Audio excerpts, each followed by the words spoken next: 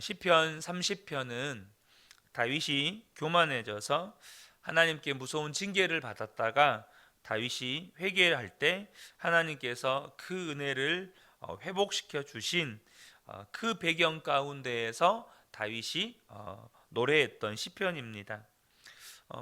많은 주석가들이 본문의 배경이 이것이다라고 정확하게 이제 말하지 못하는 부분이 있습니다. 왜냐하면 여기에 본문의 배경에 대한 어떤 언급이 전혀 없기 때문이죠. 추측하건대 사무엘하 24장을 보면 다윗이 주변의 적들을 다 정리하고 이제 다윗의 왕국이 평안해졌을 때 다윗의 마음에 교만이 찾아옵니다. 그래서 자신의 능력으로 이 모든 것을 이룬 것 같은 그런 마음을 품게 되죠. 그래서 요압 장군에게 이스라엘의 군사의 수를 계수하라는 명령을 내리게 됩니다. 요압 장군도 다윗의 마음이 교만해져서 이 명령이 비롯된 것임을 알고 그렇게 하지 마시라고 이렇게 충언을 올리죠. 그러나 다윗은 이 명령을 강행합니다. 다윗의 마음에 어느덧 하나님만 의지하지 않고 자기의 힘을 의지하고 또 자기에게 그런 힘이 생겼다는 교만한 생각이 사로잡은 거죠. 그래서 하나님께서 징계를 하시는데 전염병으로 이스라엘 백성을 3일 동안 치십니다. 그런데 단 하루 만에 7만 명이 죽어 나갑니다. 하나님이 생각하시기에도 너무하셨다고 너무했다 싶으셨던지 그렇게 너무하셨다고 성경이 기록되어 있고 하루 만에 이 징계를 그치십니다. 다윗이 그때 하나님 앞에서 꼬꾸라집니다. 차라리 자신과 자기의 집을 치라고 죽기를 각오하고 하나님 앞에 회개합니다. 결국 하나님께서 진노를 거두시고 하나님의 은혜를 회복시켜 주시죠. 저와 여러분이요, 죄가 무서운 것이라는 것을 아셔야 합니다. 예수님을 믿는 것이 분명하다면 죄는 음식물의 독약과도 같은 것입니다. 그래서 죄는 유혹받을 문제가 아니라는 사실을 알아야 합니다. 우리가 죄 짓는 것은 지금 독약이 섞여 있는 음식을 먹는 것이다, 이렇게 바라볼 수 있으셔야 한다는 겁니다. 혹시 아직도 죄의 유혹을 받고 있다면 오늘 이 본문의 말씀이 저와 여러분에게 다시 한번 죄에 대해서 경각심을 일깨워주는 말씀이 되시기를 주님의 이름으로 축복합니다. 다윗도 죄의 무서움을 모르다가 하나님의 징계를 통해서 죄의 무서움을 깨닫게 된 사건이 오늘 본문의 이야기입니다. 여러분, 근데 우리가 먼저 아셔야 될 것이 다윗이 언제 죄를 짓습니까? 아주 편안할 때, 그러니까 전쟁도 없고 적도 없고 모든 것이 다윗 마음대로 이렇게 형통할 때, 그때 다윗의 마음에 교만이 들어옵니다. 6절의 말씀을 표준 세번역으로 읽겠습니다. 내가 편히 지낼 때에는 이제는 영원히 흔들리지 않겠지 하였지만, 지금 다윗이 이런 마음을 품습니다. 이제는 영원히 흔들리지 않겠지. 그런 마음의 교만이 있을 때 하나님께서 은혜를 거두십니다. 그리고 하나님이 징계하십니다. 그때서야 다윗이 자신이 자랑했고 의지했던 모든 것이 얼마나 부질없는 것이고, 또 하나님께서 은혜를 거두실 때 그 은혜를 거두시는 것이 얼마나 두려운 일인지를 깨닫게 됩니다. 7절을 보면 태산보다 더 든든하게 은총으로 나를 지켜주시던 주님께서 나를 외면하시자마자 나는 그만 두려움에 사로잡히고 말았습니다. 백성들이 죽어가는, 이 전염병으로 죽어가는 모습을 보면서 다윗은 자기가 죽어나가는 것 같은 그런 느낌을 받습니다. 3절을 보면 주님 수올에서 나를 이 몸을 끌어올리셨고 무덤으로 내려간 사람들 가운데서 나를 회복시켜 주셨습니다. 그러니까 하나님께서 회개를 통해서 다윗의 회개를 통해서 회복시켜 주실 때 다윗은 자신이 죽음에서 올라오는 것 같은 느낌을 받은 거예요. 백성들이 죽어갈 때 자신이 죽는다고 느꼈다는 겁니다. 여러분, 근데 우리가 생각해 볼 것이 다윗이 도대체 무슨 죄를 저질렀길래 이런 벌을 내리셨느냐는 겁니다. 우리가 사무엘하 24장을 그 성경의 근거로 생각을 할 때 다윗이 저지른 죄는 군사의 수를 계수한 겁니다. 혹 우리가 그것을 모르고 오늘 이 시편 30편만 두고 보더라도 다윗의 죄라고 우리가 추측해 볼 수 있는 건 6절에 이제는 영원히 흔들리지 않겠지, 이런 생각을 품은 겁니다. 여러분, 이거 보면 왕이 자신의 군사력을 정확하게 알고 있어야 되는 거 어떻게 보면 책임 아니겠습니까? 이건 왕이 당연히 해야 될 일이잖아요. 또 이제는 영원히 흔들리지 않겠지라고 했다는 그런 생각, 하나님께서 그것 때문에 이스라엘 백성들 7만 명의 목숨을 거두어 가신다, 오히려 하나님이 너무하신 것처럼 보이지 않느냐는 겁니다. 그런데 하나님께서 그렇게 큰 죄도 아닌 것 같은 이런 다윗의 죄에 대해서 왜 이렇게 엄하게 징계하시느냐는 거예요. 여러분, 이것이 무엇을 의미할까요? 하나님께서 그만큼 다윗을 사랑하신다는 것입니다.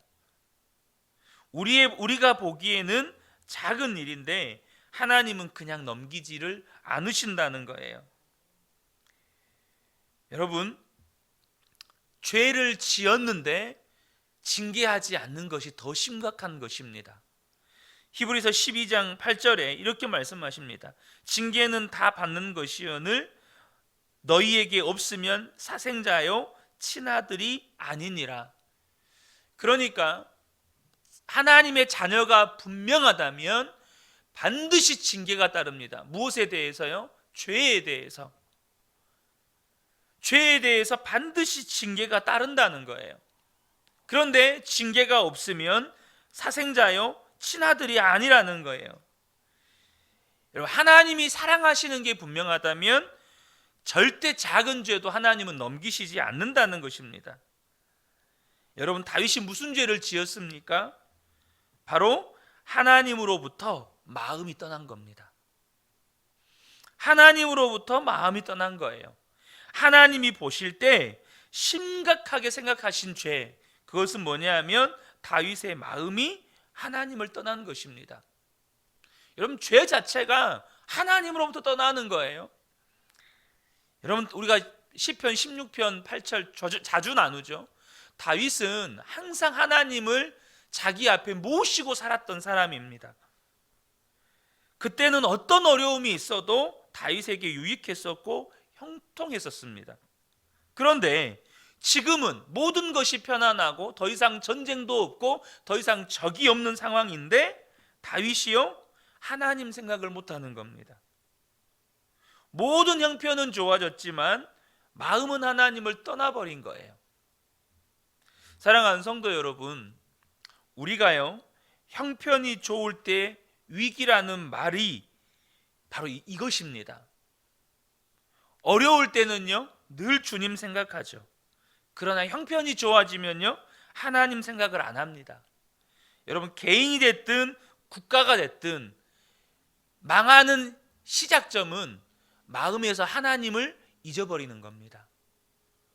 마음에서 하나님을 떠나버린 거예요. 여러분, 가난도 질병도 실패도 사실 무서운 것 아닙니다. 하나님이 얼마든지 회복시켜 주실 수 있고 얼마든지 합력하여 선을 이루게 하십니다. 그런데 저와 여러분이 마음이 하나님으로부터 떠나버리면 이것이 가장 무서운 일이라는 거예요. 마음이 하나님으로부터 떠나버리면 우리의 삶에 전쟁도 없고 적도 없고 편안함도 없는 상황도 여러분 망하게 되는 상황이라는 사실을 아셔야 한다는 거예요. 여러분 코로나로 그로 인한 경제적인 어려움도 저와 여러분에게 여러분 이것은 기회입니다. 엊그제 수요일 날 소망의 기도를 인도할 때 이런 기도 제목이 올라왔습니다. 물질로 파산 지경입니다. 주님 살려주세요. 꼭 기도 부탁드립니다. 이것이 이분의 기도 제목이었습니다. 얼마나 급했는지, 다급했으면 전후 사정도 없고 파산 지경입니다. 주님 살려주세요. 근데 그분 살게 될 겁니다. 왜요? 마음에서 주님을 안 떠났어요. 파산 지경이지만 주님을 간절히 찾고 있어요. 그러면 삽니다. 그런데 진짜 무서운 건 내 마음에서, 내 삶에서 하나님을 생각하지 않는 겁니다. 여러분, 다윗이 군사의 수를 계수한 것이 얼마나 무서운 죄인지 아십니까? 하나님을 잊은 죄, 하나님을 무시한 죄, 하나님의 영광을 가로챈 죄예요. 여러분, 죄는 다 독극물이에요. 여러분, 독극물을 많이 마시면 안 죽고, 많이 마시면 죽고 덜 마시면 안 죽습니까? 독극물은 조금이라도 마시면 죽는 겁니다. 하나님이 보실 때 이미 다윗의 왕국은 무너져 가고 있는 겁니다. 뭐 때문에요? 죄 때문에. 더 이상 하나님이 다윗의 왕국에 함께 하실 수가 없게 된 거예요. 그래서 하나님 보실 때 그 죄는 너무나도 심각한 죄인 거예요. 여러분 아셔야 돼요. 큰 죄는 하나님이 떠나는 죄고, 작은 죄는 이 정도는 내가 같이 있어도 괜찮은 죄다, 이런 겁니까? 모든 죄는 하나님이 떠나는 죄입니다. 왜냐하면 하나님은 거룩하셔서 어떤 죄와도 함께 하실 수가 없어요. 그래서 우리의 마음에 죄가 있으면 그것은 하나님께 다 심각한 죄가 되는 겁니다. 여러분, 우리가 이루 말할 수 없는 위기의 때는 사실 위기가 아닙니다. 무슨 말이냐면 그때는요, 죽기 살기로 주님 붙잡습니다. 죽기 살기로 붙잡아요. 여러분의 삶에 언제 하나님의 은혜가 가장 강하게 임했습니까? 상황과 환경은 정말로 죽을 것 같은 상황과 환경인데, 그 상황과 환경에서 죽기 살기로 하나님을 붙잡았을 때 여러분의 삶에 가장 큰 은혜가 임했을 거예요. 이거는 틀림이 없습니다. 정말 내가 죽을 것 같아요. 그래서 주님이 아니면 더 이상 내 삶이 소망이 없어요. 그래서 주님을 죽기 살기로 붙잡습니다. 그때 여러분의 삶에 가장 큰 은혜가 임했을 거예요. 여러분의 삶이 언제 가장 공고합니까? 삶은 별로 문제가 없는 것 같아요. 환경도 큰 문제가 없는 것 같아요. 근데 내 마음이 하나님으로부터 떠나 있어요. 내 생각이 하나님으로부터 떠나 있어요. 여러분, 기독교가 언제 위기에 처했는 줄 아십니까? 사실 로마 황제가 기독교를 공인했을 때 많은 사람들은 당시에는 복음의 승리다, 십자가의 승리다라고 알았습니다. 그러나 이것이 마귀의 무서운 전략이었다는 걸 아십니까? 물론 여러분, 복음은 승리합니다. 분명히 복음은 승리해요. 여러분, 로마 황제가 기독교를 공인하게 된 것조차도 복음의 승리입니다. 그런데 사탄은 그 복음의 승리를 역으로 이용해서 이제 황제가 기독교를 공인하고, 이제 황제가 교회를 다니고, 그래서 모든 물질과 권력을 교회로 집중시켜 줄 때 여러분, 로마 교회는 타락해 버렸습니다.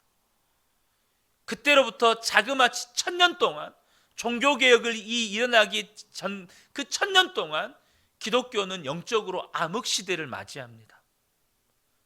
복음의 확산이 멈춰버립니다. 오히려 복음이 증거되어져서 아시아의 수많은 기독교인들이 무슬림화 되어버립니다. 왜요? 로마 카톨릭에 의해서 십자군 전쟁이 일어나거든요. 그 십자군들에 의해서 수많은 무슬림, 아시아에 있었던 사람들이 죽임을 당해요. 이방인들이 죽임을 당합니다. 무슬림들이 죽임을 당해요. 강력한 무슬림화가 일어납니다. 사랑하는 성도 여러분, 그런 의미에서 느헤미야의 믿음의 위대함, 다니엘의 믿음의 위대함이 드러납니다. 느헤미야가 왕궁에서 고위 관료로 있을 때 자기 백성의 고통을 듣고 하나님 앞에 눈물로 금식하며 기도합니다. 다니엘이 왜 사자굴에 던져집니까? 가장 높은 총리의 자리에 있을 때 매일마다 기도했다는 이유로 사자굴에 들어갑니다. 매일마다 주님 바라보았다는 이유로 사자굴에 들어가요. 사랑하는 성도 여러분, 우리가 평안할 때, 우리의 삶에 위기가 없을 때, 우리의 삶에 어려움이 없을 때, 그때 우리의 마음에서 주님이 떠나고 우리의 생각에서 주님을 떠나버리고, 이것이 가장 큰 위기요 무서운 죄인 걸 아셔야 한다는 거예요. 그래서 우리가 24시간 주님을 바라보자고 반복해서 말씀을 드리는 이유가 여기에 있습니다. 여러분, 다윗이 지금 범죄한 이후에 하나님께 징계를 받습니다. 근데 아셔야 합니다. 지금 다윗은 하나님께 사랑을 받고 있는 겁니다. 여러분, 저와 여러분이요, 지옥에 갈 수밖에 없었던 죄인이라는 사실을 분명하게 믿고 계신가요? 만약에 그 믿음이 여러분 안에 분명하다면 더 이상 죄에 한눈 팔지 않게 될 것입니다. 서로 싸울 일도 없고 서로 잘났다고 경쟁할 일도 없습니다. 그러나 실제로 예수를 믿는다는 성도들이 모여 있으면 왜 그렇게 서로 갈등이 많고 또 서로 네가 잘났니 내가 잘났니 자존심 싸움을 많이 하는지 모릅니다. 무엇 때문입니까? 아직도 자신이 지옥에 갈 수밖에 없는 죄인이었다는 것을 잘 모른다는 거예요. 하나님의 진노나 지옥의 실상에 대한 눈이 분명하게 뜨이면 내게 무엇이 가장 중요한지를 비로소 깨닫습니다. 무엇이 가장 중요합니까? 여러분, 하나님과 관계가 바르게 되는 것입니다. 하나님 앞에서 떳떳한 사람이 되는 것입니다. 언제든지 하나님 앞에 바로 서게 되는 준비가 되어 있는 것이 가장 중요합니다. 다윗이요, 하나님의 징계를 받고 백성들이 하루 만에 7만 명이 죽어나갑니다. 여러분, 지금 오늘날도 7만 명 죽어나가는 거 얼마나 큰 공포입니까? 죽어나갑니다. 다윗이 거기에서 스올의 공포를 느낍니다. 지옥의 두려움을 느껴요. 다윗이 깨닫습니다. 자신이 하나님 앞에 있을 때, 자신이 하나님과 올바른 관계 가운데에서 하나님과 충만한 그 친밀한 교제 가운데 있는 것이 얼마나 큰 은혜인지를 알게 됩니다. 깨닫게 돼요. 그래서 여러분, 다윗이 밧세바와의 범죄 이후에 하나님께 책망을 받고 하나님으로부터 징계받을 때 다윗이 이런 기도를 하잖아요. 시편 51편 10절에 하나님이여 내 속에 정한 마음을 창조하시고 내 안에 정직한 영을 새롭게 하소서. 주의 성신을 내게서 거두지 마소서. 다윗의 최고의 고통은 여러분, 눈에 보이는 위기가 아니었습니다. 지옥에 떨어지는 것 같은 고통, 하나님과 관계가 떨어져 버리는 그 고통을 깨닫게 된 겁니다. 그래서 다윗이 오직 회개하는 건 뭡니까? 다시금 하나님과 그 관계를 회복시켜 달라고 회개하는 거예요. 그래서 그 은혜를 회복시켜 주셨을 때 다윗이 11절 12절에 이렇게 고백합니다. 주님께서는 내 통곡을 기쁨의 춤으로 바꾸어 주셨습니다. 나에게서 슬픔의 상복을 벗기시고 기쁨의 나들이 옷을 갈아입히셨기에 내 영혼이 잠잠할 수 없어서 주님을 찬양하렵니다. 주 나의 하나님, 내가 영원토록 주님께 감사를 드리렵니다. 다윗이 전에는 몰랐어요. 근데 이 지옥과도 같은 고통을 겪어보니까 하나님과의 관계가, 그 하나님과 함께함이 얼마나 큰 축복인지를 아는 거예요. 사랑하는 성도 여러분, 하나님은 이걸 너무나도 잘 알죠. 그러니까 다윗이 범죄했을 때 어떻게든 징계해서라도 지옥 가지 않게 만드시고 다시금 하나님과의 그 관계 속에서 살아가게 하시려고 이 징계를 하시는 겁니다. 여러분, 지옥이라고 하는 이 징계가, 지옥이라고 하는 이 심판이 얼마나 무섭고 처절한 것이면 하나님께서 독생자를 보내시고 십자가에서 죽이시고 우리를 주의 자녀 삼으시기까지 지옥까지 못하게 하시는 겁니다. 여러분, 징계가 축복입니다. 징계가 축복이에요. 다윗으로 하여금 다시금 그 관계 회복시키시려고. 사랑하는 성도 여러분, 저와 여러분이 정말로 날마다 주님을 바라보아야 하는 이유가 여기에 있는 겁니다. 사랑하는 성도 여러분, 오늘도 주님을 바라보는 은혜가 있기를 축복합니다. 그 주님을 바라볼 때 저와 여러분의 삶이 오늘도 어떤 위기도 여러분 위기가 아니게 되는 겁니다. 주님과 관계만 저와 여러분이 늘 주님을 바라보는 관계, 내가 주님 안에, 주님이 내 안에 있는 관계만 되면 더 이상 위기는 위기가 아니게 되는 겁니다. 진짜 위기는 내 마음에서 주님을 떠난 겁니다. 사랑하는 성도 여러분, 오늘도 주님을 바라볼 때 그 주님 안에서 충만한 은혜, 주님 안에서 모든 위기도 선으로 바꿔버리시는 은혜를 누려가시기를 주님의 이름으로 축복합니다. 아멘. 기도하겠습니다.